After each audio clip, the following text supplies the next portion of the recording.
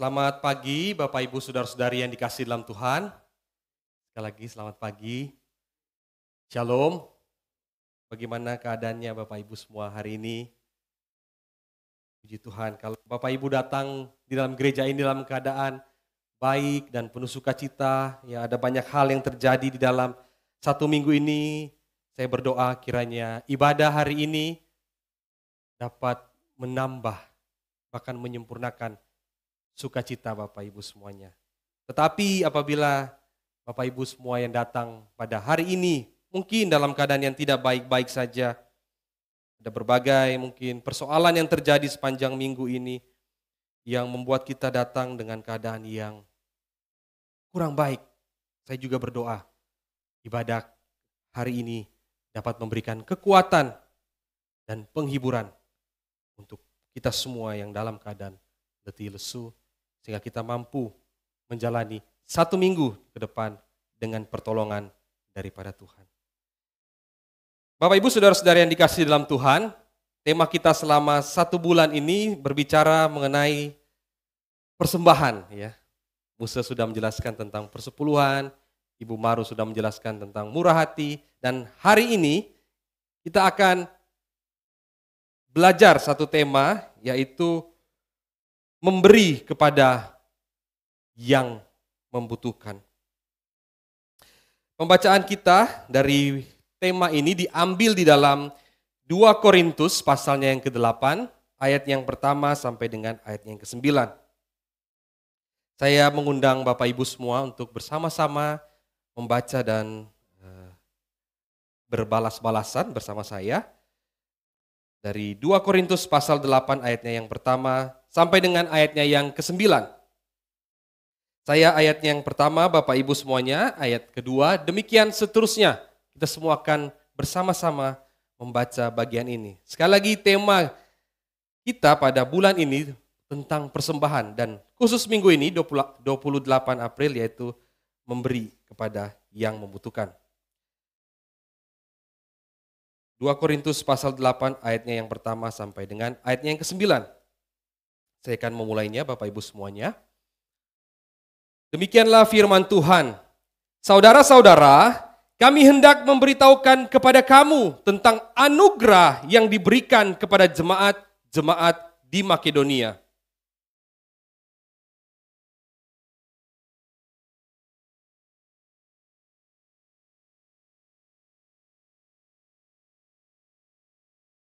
Aku bersaksi bahwa mereka telah memberi menurut kemampuan mereka, bahkan melampaui kemampuan mereka.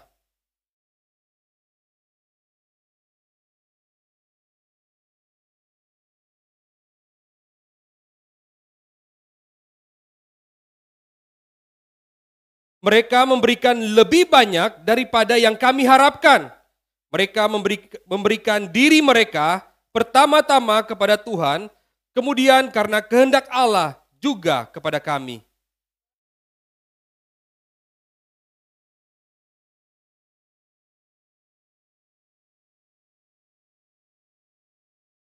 Karena itu sekarang sama seperti kamu kaya dalam segala sesuatu, dalam iman, dalam perkataan, dalam pengetahuan, dalam kesungguhan untuk membantu, dan dalam kasih-Mu terhadap kami, demikianlah juga hendaknya kamu kaya dalam pelayanan kasih ini.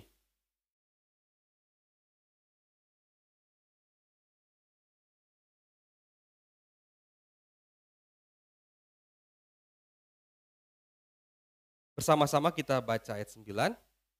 Karena kamu telah mengenal anugerah Tuhan kita Yesus Kristus, bahwa sekalipun Ia kaya, oleh karena kamu Ia menjadi miskin, supaya kamu menjadi kaya oleh karena kemiskinannya. Bapak Ibu Saudara-saudara yang dikasihi dalam Tuhan, Tuhan Yesus berkata, diberkatilah mereka yang tidak hanya membaca dan merenungkan firman Tuhan, tetapi yang melakukan di dalam kehidupan tiap-tiap hari. Bapak Ibu Saudara-saudari yang dikasihi dalam Tuhan, di dalam Matius pasal 4, Matius pasal 4 ayatnya 23, di sana dikatakan, Yesus pun berkeliling di seluruh Galilea, Ia mengajar dalam rumah-rumah ibadat dan memberitakan Injil kerajaan Allah, serta melenyapkan segala penyakit dan kelemahan di antara bangsa. Bapak Ibu saudara-saudari yang dikasihi dalam Tuhan, ayat ini adalah permulaan dari pelayanan Yesus. Setelah dia dibaptis, dicobai di padang gurun, mulailah Yesus memulai pelayanannya di seputaran Danau Galilea. Perhatikan Bapak Ibu, Yesus di sana dikatakan, Yesus memberitakan kabar baik, Injil, Evangelion dengan diapit dua kegiatan atau aktivitas, yakni mengajar di bait, di rumah-rumah ibadah dan melenyapkan penyakit dan kelemahan di antara bangsa itu. Jadi di antara Yesus memberitakan Injil kerajaan Allah, Yesus juga melakukan aktivitas, yaitu mengajar dan memberikan pelayanan kesehatan. Jadi Bapak Ibu, ada dua aktivitas yang Yesus lakukan ketika dia memberitakan Injil kerajaan Allah, yaitu berkaitan dengan pengajaran atau pendidikan. Dan kedua adalah pelayanan kesehatan atau pemulihan. Jadi Yesus di dalam memberitakan Injil Bapak Ibu, atau di dalam dia memproklamasikan kabar baik tentang Injil kerajaan Allah, Yesus tidak pernah atau tidak dicatat tanpa melakukan aktivitas lainnya. Ada aktivitas yang namanya mengajar dan juga menyembuhkan. Artinya, penginjilan bukan saja berbicara mengenai kerajaan Allah atau tentang Yesus juru selamat yang menyelamatkan jiwa kita, yang menebus dosa kita. Tetapi Alkitab mencatat Yesus juga peduli dengan yang namanya pengajaran atau juga pendidikan dan juga dengan pelayanan kesehatan. Karena memang ini adalah sesuatu yang dibutuhkan oleh manusia. Kita butuh yang namanya kesehatan dan juga namanya pengetahuan untuk kita boleh bertahan hidup atau boleh menjalani kehidupan hari-hari kita. Oleh sebab itu Bapak Ibu Saudara-saudara yang dikasihi Tuhan, kalau kita perhatikan gerakan dari misi Kristen itu di seluruh dunia, termasuk yang datang kepada kita di Indonesia, di Kota Padang itu selalu misionaris itu pasti membangun sekolah atau rumah sakit atau kedua-duanya ya, seperti di Padang ada sekolah Kalam Kudus. Itu bagian di dalam pemberitaan kabar baik, Injil kerajaan Allah. Kemudian saya perhatikan teman-teman, Bapak Ibu semuanya, saya kontak teman saya yang di GMI Gloria Medan, saya tanya, pelayanan kalian selain sekolah apa aja gitu. Dia bilang ada pemakaman, gitu. Mereka buat untuk jemaat dan juga ada untuk rumah sosial. Biasanya juga dijadikan rumah duka gitu di tempat ini. Bahkan bukan cuma sekolah, tapi juga mereka membangun semacam tempat untuk jemaat, kebutuhan jemaat begitu. Kita bisa lihat juga ini Gereja Bala Keselamatan di tempat saya berasal, itu mereka bukan hanya sekolah, tetapi juga ada panti asuhan. Jadi mereka melihat bahwa kabar baik itu diproklamasikan bersamaan dengan juga memperhatikan apa yang menjadi kebutuhan manusia. Selain itu mereka juga punya rumah sakit, Bapak Ibu.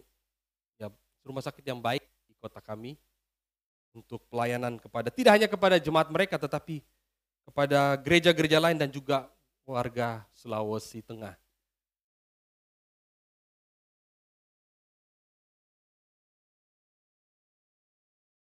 Nah Bapak Ibu saudara-saudara yang dikasihi dalam Tuhan, memang Yesus itu tahu betapa dibutuhkannya yang namanya pengajaran dan juga pelayanan kesehatan. Sehingga para misionaris ini terinspirasi ya, dengan apa yang Yesus lakukan di dalam Injil. Bahwa Yesus ketika memberitakan kabar baik, dia juga memperhatikan apa kebutuhan dari umat yang ada pada saat itu. Bapak Ibu, para misionaris ini juga lah yang pada akhirnya membangun yang namanya sekolah, universitas, dan lain sebagainya. Bahkan beberapa universitas yang terkenal itu lahir dari rahim gereja Bapak Ibu. Lahir dari kekristenan. Misalnya kampus yang satu ini itu masih ada ayat Alkitabnya Bapak Ibu. Dalam Mazmur 27 ayat 1. Tuhan adalah terangku. Ini lahir pertama-tama dari gereja, dari rahim gereja. Ada kebutuhan akan pengetahuan untuk apa? Untuk melayani umat Tuhan. Menjadi umat yang lebih baik lagi Bapak Ibu. Ini juga masih ada logo for kebenaran bagi Kristus dan gerejanya. Jadi lahir dari yang namanya rahim gereja. Ada kebutuhan di dalam mengabarkan kabar baik untuk mempersiapkan anak-anak Tuhan di dalam mengabarkan Injil Kerajaan Allah. Inspirasinya tidak lain tidak bukan adalah pelayanan Tuhan kita, Yesus Kristus. Bapak Ibu saudara-saudara yang dikasihi dalam Tuhan, pola-pola pelayanan yang dilakukan oleh misi Kristen ini, ternyata teman-teman diikuti, dicontoh, di copy paste ya. Saya kutip dari laman saudara-saudari kita. Ini Bapak Ibu. Jadi mereka juga melakukan yang namanya gerakan sebagai copy paste ya untuk kita juga bangun pendidikan dan juga bangun layanan kesehatan, rumah sakit dan lain sebagainya. Oleh sebab itu Bapak Ibu akan menemukan sekarang ya yang namanya rumah sakit Muhammadiyah itu ada di beberapa tempat dan juga universitas mereka juga punya rumah sakit Bapak Ibu. Di Malang, tidak jauh dari kampus kami, mereka punya universitas itu sepaket dengan rumah sakit mereka. Jadi ini memang mereka mengikuti cara-cara, pola-pola kita di dalam mengabarkan kabar baik. Saya kutip langsung dari halaman mereka mengikuti ya, sebagai bentuk cara bagaimana mereka juga ingin menjawab kebutuhan dari umat mereka. Bapak Ibu saudara-saudara yang dikasihi dalam Tuhan, mereka tahu bahwa pendidikan dan kesehatan adalah hal yang sangat dibutuhkan oleh manusia.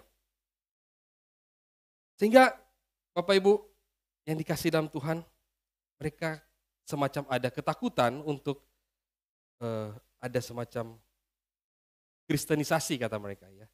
Tetapi sebenarnya ketika orang memutuskan untuk mengikuti satu kepercayaan itu atas dasar keinginan pribadi Bapak Ibu. Sebenarnya tidak ada istilah proses seperti itu. Itu semua atas dasar keputusan pribadi. Tetapi kemudian diberi istilah kristenisasi. Tidak pernah orang Kristen mengklaim bahwa kita membuat orang menjadi Kristen. Itu adalah pekerjaan daripada Roh Kudus untuk membuat orang menjadi Kristen.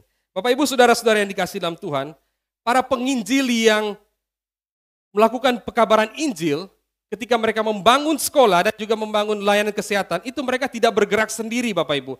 Mereka ada didukung oleh orang-orang Kristen, oleh saudara-saudara seiman mereka.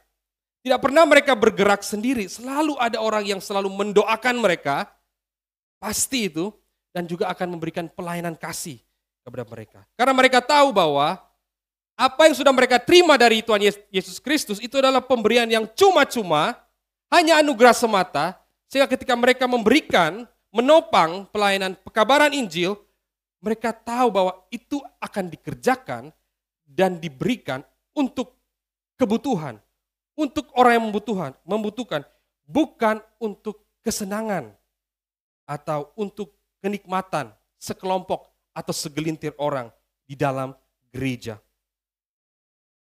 Jadi mereka tahu Bapak Ibu bahwa tindakan memberi itu adalah tindakan atas dasar anugerah yang mereka terima dalam Kristus. Demikian juga dengan perikop yang kita baca, Bapak Ibu, di dalam 2 Korintus. Di sana kita akan melihat bagaimana Paulus oleh karena kasih karunia Tuhan ingin juga mengajak jemaat di Korintus untuk menunjukkan sebuah kepedulian kepada mereka, saudara-saudari seiman mereka yang membutuhkan. Paulus mengajak atau mengundang orang-orang di Korintus untuk menyokong, mendukung pelayanan saudara-saudari seiman mereka yang sedang dalam keadaan kesusahan, Bapak Ibu, dalam keadaan yang menderita. Mereka adalah jemaat-jemaat yang ada di Yerusalem. Di dalam pasal 9 Bapak Ibu bisa baca, sudah pasal 8, di sana Paulus akan menjelaskan, kepada siapa persembahan ini aku akan berikan. Kepada saudara-saudari Kristen Yahudi, Bapak Ibu, yang ada di Yerusalem, yang saat itu sedang menghadapi tekanan dari penguasa Romawi, sekaligus dari saudara-saudari Yahudi mereka yang belum percaya kepada Kristus. Sehingga Paulus mengundang kepada jemaat di Korintus untuk juga berpartisipasi memberikan yang namanya dukungan pelayanan kasih.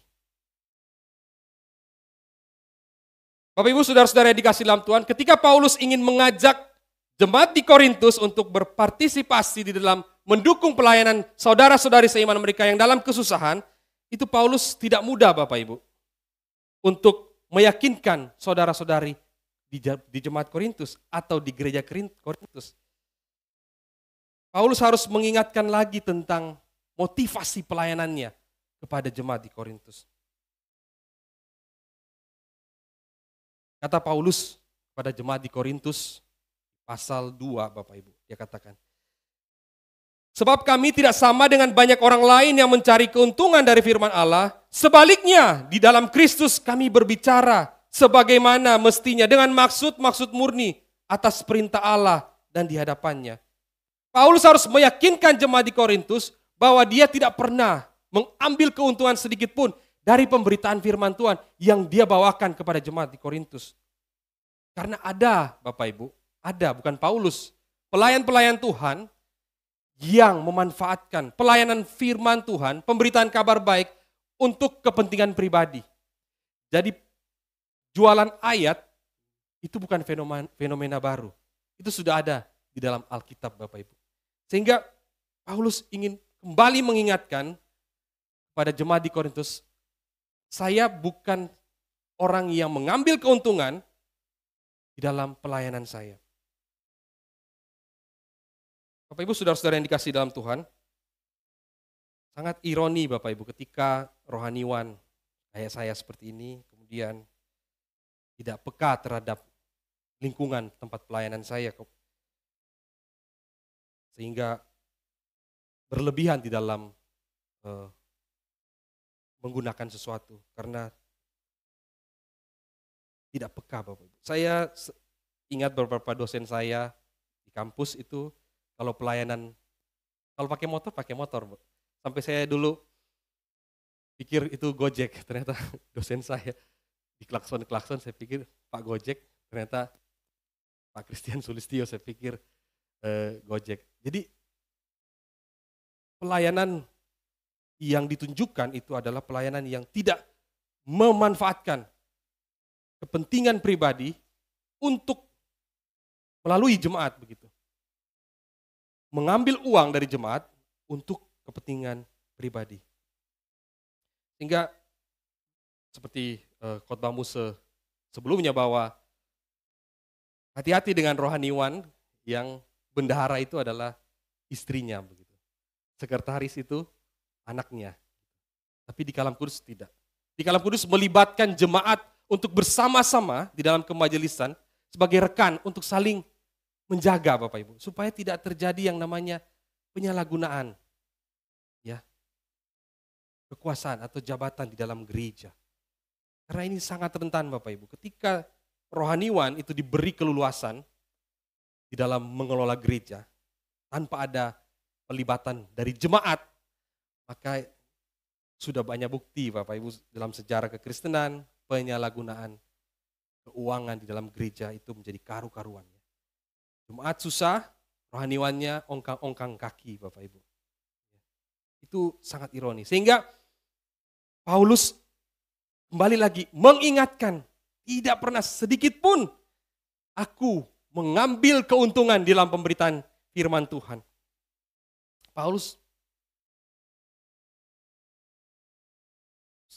Bapak Ibu, Paulus itu untuk memenuhi keperluannya, dia harus bekerja sebagai seorang pembuat tenda. Dia harus berusaha dengan sendirinya. Karena dia tahu jemaatnya banyak yang susah Bapak Ibu. Tidak semua jemaat Paulus adalah orang-orang yang dengan privilege mempunyai kelimpahan. Tidak semua. Jadi Paulus tahu diri Bapak Ibu. Dia tahu bahwa dia juga harus berusaha untuk menunjukkan kepada jemaat bahwa saya juga mengerti kondisi keadaanmu. Bapak Ibu saudara-saudara yang dikasih dalam Tuhan, Paulus harus bekerja, bukan berarti maksud saya bahwa rohaniwan kalau tidak untuk mencari kepenuhan perluannya, dia harus mencari tambahan begitu. Bukan. Maksud Paulus di sini bahwa karena tidak ada aturan di jemaatnya untuk mewajibkan dia dipenuhi keperluannya. Sebaliknya, dia juga tidak mewajibkan jemaat untuk memenuhi keperluannya. Jadi ada kesepakatan di antara mereka sehingga Paulus mengerti, ya. Dia tidak mencari keuntungan dan lain-lain. Lain kalau gereja itu Bapak Ibu sudah membuat kesepakatan dengan rohaniwannya untuk tidak mengambil pelayanan di luar, ya. Kami percayakan kepada kami untuk dalam hal-hal pemenuhan keperluanmu. Kalau seperti itu ada kesepakatan Bapak Ibu, maka rohaniwan tidak boleh mencari keuntungan, menambah-nambah di luar sana. Percayakan kepada jemaat. Tetapi kalau kasus seperti Paulus, tidak ada yang namanya kesepakatan. Ya, jemaat harus penuhi seluruh kebutuhan Paulus. Sebaliknya Paulus mengerti betul kesusahan yang dialami oleh jemaat yang dia layani. Bapak Ibu saudara-saudara yang dikasih dalam Tuhan,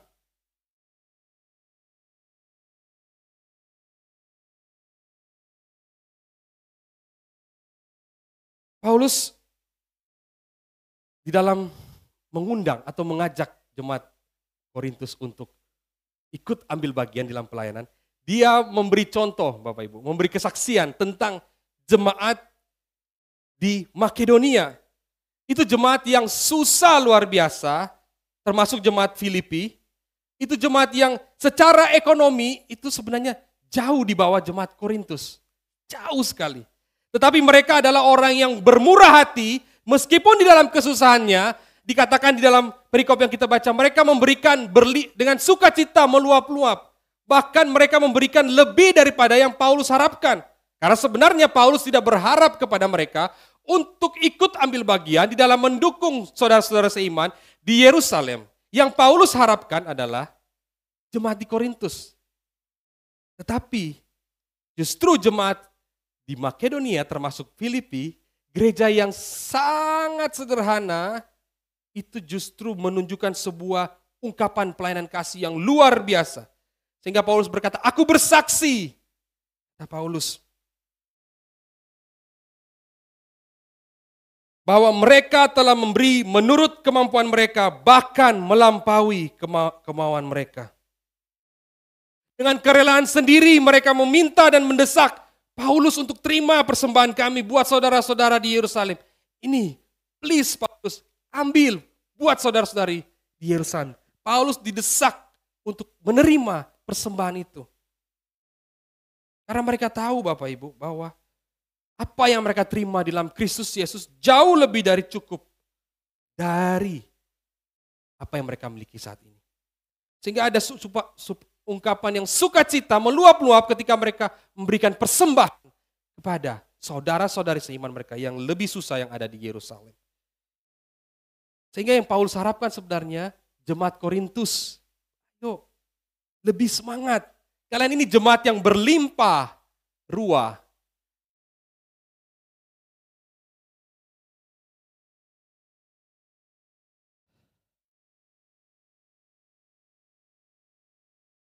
Bapak Ibu, di dalam 1 Korintus 1 ayat 7 di sana jelaskan bahwa jemaat Korintus adalah jemaat yang tidak kekurangan Bapak Ibu dalam satu karunia apapun. Bahkan mereka adalah orang yang dilimpahi karunia-karunia pelayanan. Di dalam 1 Korintus pasal 12 di sana ada karunia itu, karunia bernubuat dan lain sebagainya. Mereka itu berlimpah-limpah karunia yang Tuhan berikan sehingga mereka adalah orang yang giat di dalam pelayanan, di dalam gereja.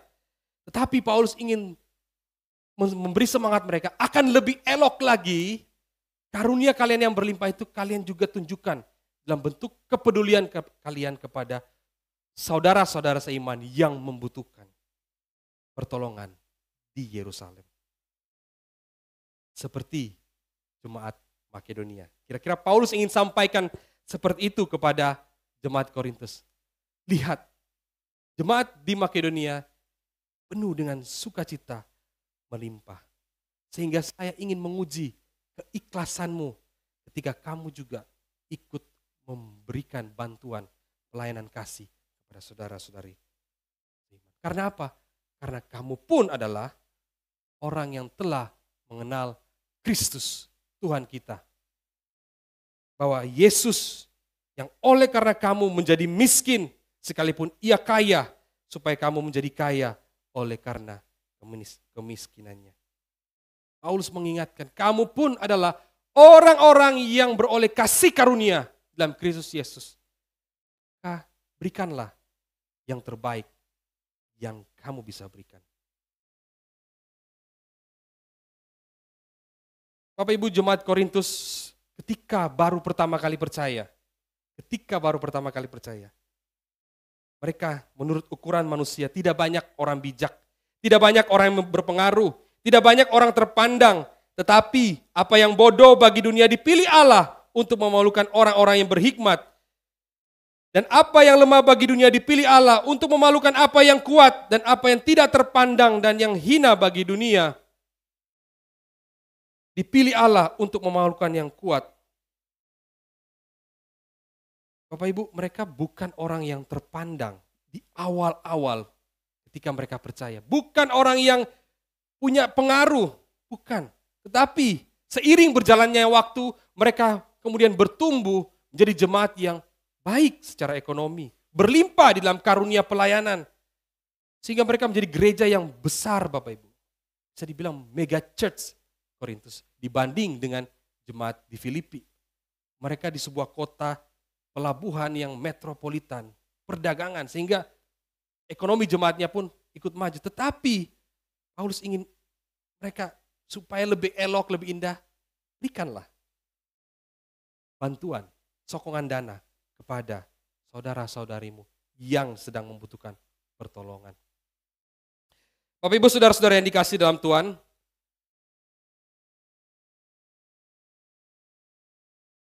saya sangat diberkati dengan ilustrasi yang Tuhan Yesus berikan pada murid-muridnya tentang hal pemberian. Saat seorang janda memberi 2 peser Bapak Ibu. Kemudian Tuhan Yesus bertanya kepada murid-muridnya, menurut kamu siapa yang memberikan lebih banyak? Orang-orang ini atau janda ini? Yesus memberi penjelasan kepada murid-murid bahwa janda ini memberikan jauh lebih banyak dari orang yang hadir saat itu. Kenapa? Karena dia memberikan seluruh nafkahnya. Meskipun 2 peser Bapak Ibu, tetapi secara presentasi dia memberikan 100% dari penghasilannya saat itu. Sehingga ini sebagai sebuah teguran juga ya, bahwa memberi itu tidak melihat ya seberapa besar apa yang diberikan, tetapi seberapa rela kita memberikan kepada Tuhan untuk mendukung saudara-saudari seiman kita. Bapak Ibu saudara-saudari yang dikasih dalam Tuhan, saya tutup dengan ini Bapak Ibu. Ketika Paulus meminta atau mengajak jemaat di Korintus untuk sama-sama menopang jemaat di Yerusalem. Tidak ada satu kata pun Paulus itu tentang uang, Bapak Ibu. Tidak ada. Adakah uang yang ditulis Paulus? Paulus mengatakan anugerah yang diberikan kepada jemaat-jemaat di Makedonia. Mereka memberi sesuai dengan kemampuan mereka dan lain sebagainya. Dengan kerelaan sendiri dan lain. Tidak ada kata uang, dinar, peser dan lain sebagainya. Tidak ada. Paulus menggunakan kata anugerah, kebaikan. Itu 10 kali Bapak Ibu muncul di perikop yang kita baca. Dengan kemurahan hati, dengan hak istimewa atau bantuan, dengan tindakan memberi di ayat 7, dengan pengumpulan pemberian kepada orang miskin. Ayat 6 dan 19, dengan ucapan syukur Bapak Ibu. Tidak ada kata uang, dinar atau peser. Paulus ingin mengajak kepada jemaat di Korintus dan kita semua yang hadir saat ini di gereja Padang, bahwa memberi itu tidak selalu dengan uang, Bapak Ibu. Memberi pertolongan kepada orang yang membutuhkan tidak selalu dengan uang. Dengan apa saja yang kita bisa berikan, yang ada di dalam diri kita, yang Tuhan sudah berikan, bisa kita berikan. Tidak harus uang, Bapak Ibu. Yang penting adalah kerelaan hati kita menolong orang-orang yang membutuhkan, saudara-saudari seiman kita. Karena kita pun adalah orang-orang yang menerima kasih karunia Kristus dengan cuma-cuma. Sola gratia atau gratis Bapak Ibu. Tanpa ada andil dari kita. Kiranya firman Tuhan ini mengingatkan kita hari ini. Pemberian yang terbaik kepada orang-orang yang membutuhkan datangnya dari kerelaan hati kita. Sebagai orang yang sudah menerima kasih karunia Allah dalam Kristus, maka berikanlah apa yang baik kepada mereka yang membutuhkan. Tidak harus uang Bapak Ibu. Senyuman Bapak Ibu, sapaan Bapak Ibu, doa Bapak Ibu, itu dapat membantu, meringankan beban saudara-saudara kita yang membutuhkan pertolongan. Bapak Ibu punya limpahan materi, silakan Bapak Ibu memberikan. Yang penting datang dari kerelaan hati yang paling dalam. Mari kita satu di dalam doa.